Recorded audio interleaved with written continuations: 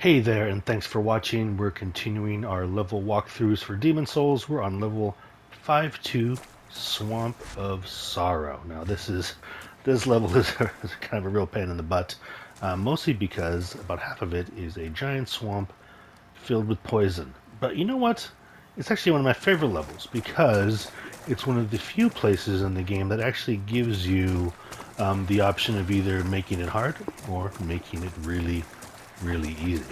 In the interest of time, I'm going to go through the level as quickly as I can to show you the fastest route to get you from start to finish. Because if I didn't, I could literally spend an hour just exploring all the different parts of this wonderful, horrible level because it's huge. And there's lots of little items tucked away in weird little nooks. But you know what? Not going to deal with that right now. Just going to focus on getting you from the start to the boss and hopefully the least amount of time and with the least amount of pain possible. So as we're coming down from the archstone along this ledge, we're going to have a depraved one right here with one of those little fire pokers. Like before, he's either going to poke once or going to poke twice. Here, if you take a look, is a little bridge, and if you follow the path all the way around, you'll eventually see that you can actually create a nice shortcut that'll get you towards the end of the level pretty quickly, but for the sake of time right now, we're not going to do that. I'll make another video about shortcuts in the game. But what we'll do here is you'll take a look over here, and this is the route we need to take. The fire is going to always light the path of the direction you need to go in. So over here, super dark, not essential. Over here, lots of light. This is the way to go. There's some depraved ones down here in the swamp, but what I'm going to do is toss the soul remains right here, roll into the swamp. Now keep in mind, without a special ring, which is the Sodden Ring, which you can find in level 3-2, when the entirety of World 3 is pure black, this muck you're going to run through is going to slow you down. And the slower you are in this muck, the quicker you're going to get poisoned. So at the very least, I'd be wearing the Poison Resistance Ring, which I picked up in level 2-1 after I drained that room full of lava. So it's going to help you a little bit. So now what we're going to do is we're just going to run. And we're not going to run very fast, but that's okay. And we're going to go from island to island, following this fire. And as we move down here, these sort of jellyfish things are going to kind of get in our way. They're pretty easy to defeat. Just don't get too close. Now we're going to take a little break right here to reduce the poison buildup that we have. Actually, no, we're going to go one more right here. Way down the line, actually. Let's see if I can light it up with photo mode. There's an island with a giant depraved one and two small ones. And behind them is going to be a small path through a fog door, which is going to take you to the area beyond this fence. If I tried to run through this swamp right now, I wouldn't be able to make it through because it's basically a big wall. So the idea of fighting a giant depraved one and two small ones in the middle of a swamp that makes you run really slow is not super fun. So what I'm going to do is I'm going to cheese this a little bit and let myself get poisoned by running through the swamp, but at the same time not have to fight any of those enemies. So instead of going the way that I'm supposed to, which is along that path, I'm just going to run to the side here. I'm going to toss a soul remains, which is going to attract the attention of those enemies there. See, they go and chase it. And now I'm just going to run right past. Not even have to fight them and get into this fog door. Now this is another area where I can go two ways. I can go up this long scaffolding along the way and fight a lot of stuff, or I can just hop into the muck again and run through the swamp. I'm going to choose the swamp because even though I get poisoned, it basically means I have to fight nothing. There's some depraved ones. There's some of these annoying mosquito monsters. There's more depraved ones. You can see as it runs along the top that there's quite a few enemies to fight. But you know what? Not today. I'm not going to deal with it. There isn't actually, I just picked it up a second location to get the thief ring, which is right here. But now I'm actually going to run towards the fire.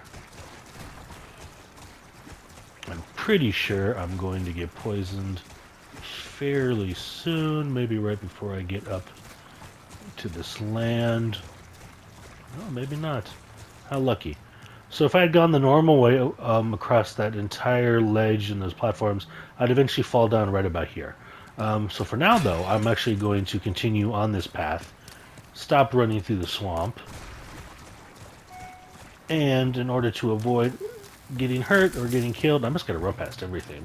None of this stuff, honestly, needs to be fought right now, especially those mosquitoes. You're going to run up here and see some of those slugs that we saw in World 4. Kind of a weird spot for them. Going to run past them. Going to run up here. Now this is interesting because we're going to come into a spot where we have actually two giant depraved ones and a special smaller one that actually can cast poison on you, as if being in the poison swamp wasn't bad enough. So I don't want to fight those things. So just like before, I'm going to toss the soul remains. They're all going to aggro on it, and I'm going to run right past. Now we're walking into an area that I call the Shanty Town, which is basically a spot full of small little enclosed areas, lots of enemies everywhere, lots of ambush spots. And also, hey, check it out. It's that lady again. She basically sells the exact same stuff, although she did update with having the Murden armor, which is the Temple Knight starting armor. Same weapons, rod and arrows. She does sell Faintstone shards now, which is helpful if you want to upgrade weapons along the Blessed upgrade path. Besides that, a couple new things. She sells these Dark Moongrass, which fully heal you and cure status ailments. There's only so many in the game per playthrough. You know what? I'm going to buy maybe 5 more Lotus just to have on hand, although I don't really need them. And now I have two choices. I can either run up this ramp up there and go right into the heart of Shantytown and have to deal with probably 20 enemies, or I can hop in this muck right here and run along the side. Now keep in mind, I'm still wearing the Thief Ring. It's pretty helpful because while I'm running through these areas like this, I'm not aggroing enemies that are like on those platforms. And if I am, they're only aggroed on me for a very short amount of time. So basically, instead of running through Shantytown, which is full of these horrible enemies, I'm basically running around the side of it. Here I go, I'm still going, and at the very end, conveniently enough, is this platform where I can hop out. Now, there's still lots of enemies up there, so what I'm going to do is I'm going to toss the soul remains up here to catch the attention of a lot of them. This guy's be the pain. And from there, I'm going to run up here. I'm going to run up this ramp. Oop, hey, come on, guy. And then, if I wanted to, I could keep going straight down this path. And what that would do was lead me along a really narrow ledge all around the edge of this area to that shortcut, which I could kick down and open a path to basically the end of the level. It's pretty convenient. But you know what? I'm going to run back here because right here is the boss of the level. So, in a spot that usually gives people lots of problems because they're really running headfirst into lots of fighting, I kind of just ran my way around all of it and didn't really have to do much. So once I go through this door, I'm going to be fighting the boss, the Dirty Colossus. And the Dirty Colossus is interesting in that he has a couple attacks that, like Leechmonger, can sort of slowly drain HP away from you. And I'll show you what that means when when I walk through the door. But to help combat that, I'm going to put on my regeneration ring to give me some life. He's pretty slow. He's weak to fire, and like a lot of big bosses in this game, one of the keys is making sure that you stay behind him, away from his attacks. So here he is. He's this big-looking guy. He has this attack where he shoots bundles of flies at you, and they actually can home in on you, and if they attach to you, they'll slowly drain HP from you. He also has this attack where he will swing this big mace-like hand at you. It's pretty easy to avoid, but you know, the key to him is getting behind him. Well, watch out for that backswing though. There's quite a bit of circumference on it. Once you get behind him, he'll oftentimes do this charge attack, which is kind of like an AoE where he'll shoot flies at it. And you'll notice right now, my HP is actually kind of going down a little bit because of this. So when he does that build up, get back, get some distance, fine.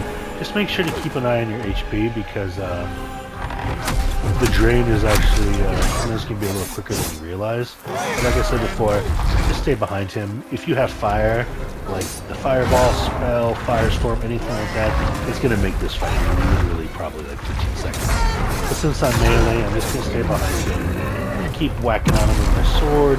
Just heal up one more time. Keep attacking his back. And like that, it's pretty easy, pretty quick. And that is the end of the Dirty Colossus and the end of the Swamp of Sorrow level 5-2. Thanks for watching.